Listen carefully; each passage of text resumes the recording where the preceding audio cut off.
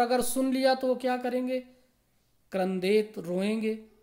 Seashore अर्थे लाजा cryo उपयुक्त द्रव्य राशिहीनम माम गणित्वा, और शिशुओं के लिए लाजा खरीद न पाने के कारण मुझे असमर्थ मानते हुए, जब मुझे ये समझते हुए, यत्सा जैसे ही वो, अश्रु नेत्रा अदृश्यत, आंसू से युक्त नेत्रों से देखती है, तन मम, तभी मेरा हृदय, व्यथा करम पीड़ा शरम, व्यथा और पीड़ा के बाण से छेद जाता है, भिद जाता है। अतः ये जो मेरा अंतःकरण है, अंतस्थल है, वो भेदा हुआ है दुख के कारण। उस अंतःकरण से बाण, इस दुख के बाण को उद्धर तुम, निकालने में, अपने तुम आप ही केवल, उचितो योग्यो असि, उचितम माने योग्य, समर्थवान, आसी माने हो। तो ये संस्कृत में व्याख्या की गई है, ये आप देख सकते हैं। और व्याख्या की यहाँ आवश्यकता नहीं है, आपको अनुवाद करना है। तो ये थोड़ा सा दिखाने के लिए बताया गया है। अब देखें, ये अनुवाद इन्होंने जो कर रखा है वो इस तरह से है कि तब कभी द्वारपाल ने आकर कहा, देव, कौपीन मात्र धारण किए एक विद्वान द्वार पर खड़ा है। राजा ने कहा, भीतर भेज दो। तब भीतर आकर कवि ने भोज को देखकर सोचा कि आज मेरी निर्धनता नष्ट हो जाएगी। इस प्रकार प्रसन्न होकर आनंद के आंसू वो बहाने लगा। राजा ने उसे देखकर कहा, कवि, तुम क्यों रो रहे हो? तब कवि ने कहा, राजन, मेरे घर की परिस्थिति को सुनिए। मेरी पत्नी ने जब सड़क पर ऊंचे स्वर में सुना, लो खीले ले लो, खीले मतलब वही लाई, तो उसका मुख फीका पड़ गया है। यहाँ फीका पड़ना दीन वदना के लिए आया है। उसने अपने शिशु के कानों को ठीक तरह से ढक दिया। सुपिहितवती, आंसू भरी दृष्टि जो मुझ अकर्मण्य पर डाली, वो मेरे हृदय में सर्पात सी लगी। सर्प माने बाण, पात गिरना उसका, उसे अर्थात उस सर्पात को तुम निकाल सकते हो। तो आप देखिए, ये इन्होंने अनुवाद किया है, लेकिन ये अनुवाद कोई बहुत ऐसा नहीं है कि आप बिल्कुल इसी तरह से अनुवाद करें। प्रिय छात्रों, आप अपनी शब्दावली में, अपनी भाषा में अनुवाद कीजिए। जैसा हमने बताया है, आप उस तरह से अनुवाद कीजिए। शब्दों में अंतर हो सकता है, लेकिन यथासंभव कोशिश यही करनी है आपको कि जो संस्कृत का अंश है उसके ही करीब रहे वो अनुवाद, उससे बहुत दूर न जाए। राजा, शिव शिव कृष्ण कृष्ण। आगे देखते हैं। तो राजा ने कहा, रे कल्याण हो, शिव शिव कृष्ण कृष्ण। इति उदीरयन, इति उदीरयन, इत्युदीरयन लिखा हुआ है यहाँ, इति उदीरयन। ई और उ दोनों मिलकर के या हो गया है, तो यहाँ पर यण संधि है। इति उदीरयन, उदीरयन माने कहा, ऐसा कहते हुए। जो पास्ट टेंस का कॉन्टिन्यूअस रूप होता है वो यहाँ प्रयोग किया गया है। भूतकाल का जो लगातार भाव का एक वाक्य बनाया जाता है उसमें है, ऐसा उसने कहते हुए, प्रत्यक्षरम, प्रति अक्षरम, पुनः यण संधि है। प्रति अलग कीजिए, अक्षरम अलग। ई आ का यहाँ क्या हो गया है? या ई का क्या हो गया है? या बन गया है। आ अपनी जगह पे ही है। ई को यणचि सूत्र आपने पढ़ रखा है होगा, कक्षा 11 में पढ़ा है आपने। तो प्रति अक्षरम, प्रति अक्षरम माने प्रत्येक अक्षर पर लक्ष्यम दत्वा, और ये दत्वा में फिर से त्वा प्रत्यय आया है। त्वा आपने इससे पहले मत्वा पढ़ा था, यहाँ दा धातु में त्वा प्रत्यय, और त्वा का मतलब होता है करके, दे करके। प्राह, प्राह माने कहा, बोला। क्या कहा? सुकवे, सु उपसर्ग है, सु ये इसकी विशेषता बताता है कि हे श्रेष्ठ कवि, हे अच्छे कवि, तुमने बहुत अच्छा श्लोक सुनाया है एक तरह से, तो इसलिए सुकवे कहा। ऐसा कवि जो सुंदर हो, कुशल हो, अपनी कविता रचने में दक्ष हो। संबोधन किया, सुकवे त्वरितम गच्छ गेहम। त्वरितम तुरंत, गच्छ माने जाओ, आज्ञार्थक, गम धातु का आज्ञार्थक रूप है ये। गेहम घर, तुरंत घर जाओ। त्वद गृहिणी, त्वद माने तुम्हारी, गृहिणी घर वाली, पत्नी। खिन्ना, खिन्ना माने दुखी, अभूत है।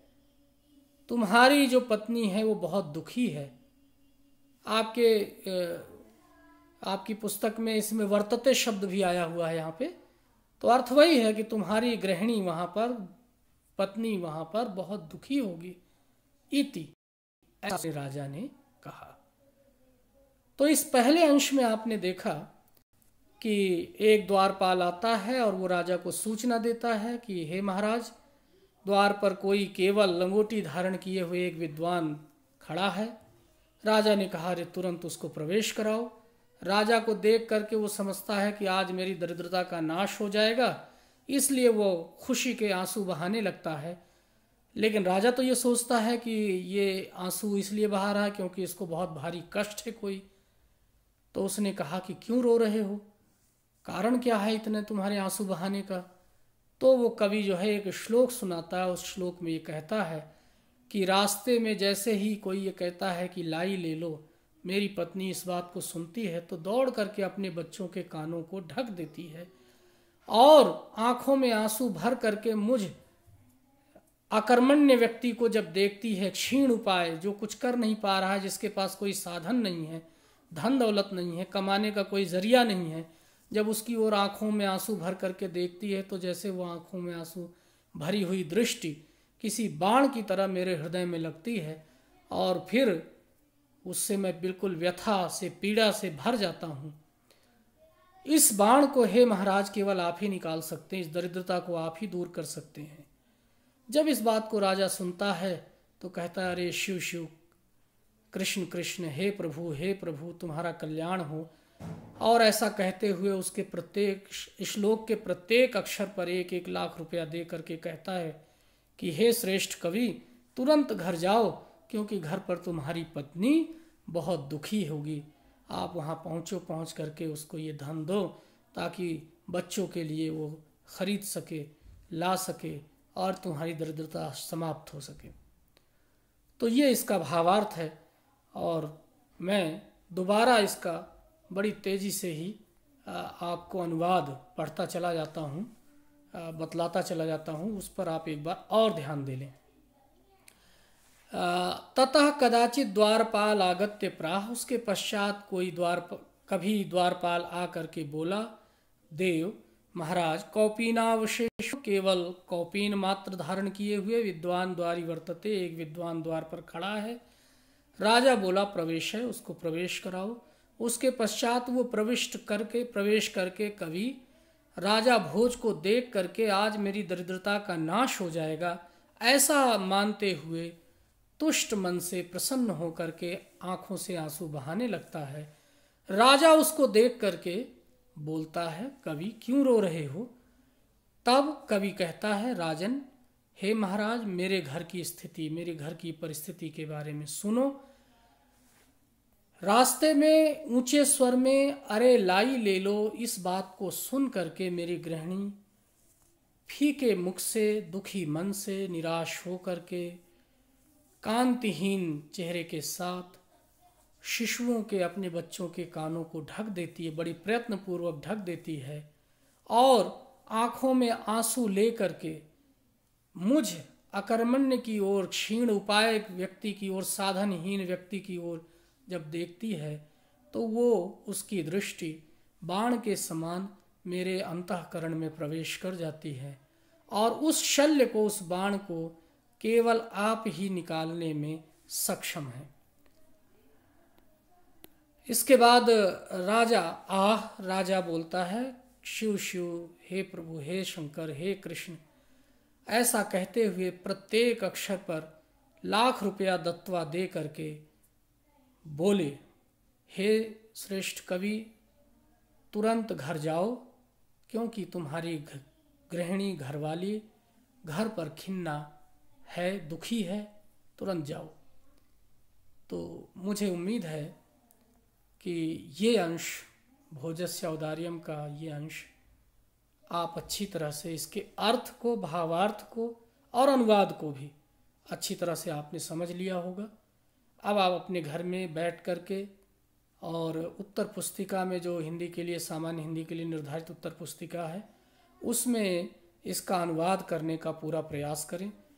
पढ़ाते समय मैंने आपको व्याकरण के बिंदुओं की ओर भी ध्यान दिलाया है, कहाँ पर कौन सी विभक्ति है, वो शब्द, वो पद किस रूप में संस्कृत में प्रयोग में आया है, इसके बारे में भी मैं संकेत करता गया हूँ।